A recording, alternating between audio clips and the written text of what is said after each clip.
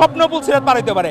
এখন স্বপ্নে উনি দেখা গেলো দিনে এক বাসায় গেছে আর স্বপ্নে 100 লোকের বাসায় গেছে, হয়তো বা 12টা বাসায় যেয়ে 1200 লোকের বাসায় গেছে। এখন তারা কি প্রতিনিয়ত পুলসিরাত পার হন কিনা আমাদের জানা নাই। আর দ্বিতীয়ত এমন কোনো ওহী আছে কিনা যে ওহী নাজিল হইলে তার উপর নাজিল হইলে সে অ্যাট এ টাইম বিভিন্ন ডাইমেনশনে থাকতে পারেন, এরকম কোনো ব্যাখ্যা আমাদের জানা নাই। 1200 জনের বাসায় যাওয়ার জন্য কমপক্ষে 4.5 বছর লাগা দরকার, 4.5 বছর।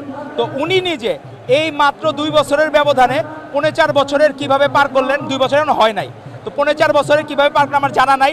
আর উনি নিজে এসব পুলসিরাত পার হওয়ার কারণ তারা জান্নাত কার্ড বিক্রি করে, তাদের তো পুলসিরাত পার হওয়ার কোনো বিষয় না, তারা স্বপ্ন পুলসিরাত পার হইতে পারে।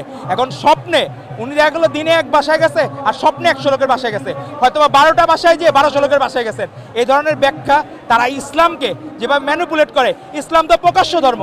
মহানবী সাল্লাল্লাহু আলাইহি সাল্লামের সাথে প্রথম যে 20-30 জন সাহাবী তখন ধর্মের প্রচার করতেন, তারা কিন্তু গুপ্তভাবে প্রচার করেন নাই, প্রকাশ্য প্রচার করেছেন। মানুষের কাছে অনেক সময় বঞ্চনার শিকার হয়েছেন, মারধরের শিকার হয়েছেন, কিন্তু সাহাবীরা আপোষ করেন নাই, তারা তো ধর্ম প্রচার করেছেন। তো আপনারা কীরকম ধর্ম প্রচার করেন, কেন আপনাদের গুপ্তভাবে কাজ করতে হবে? আর গুপ্তভাবে এটাও তো হাস্যকর হয়ে গেল, আপনারা কি গুপ্তভাবে 1200 লোকের বাসায় গেলেন কিনা?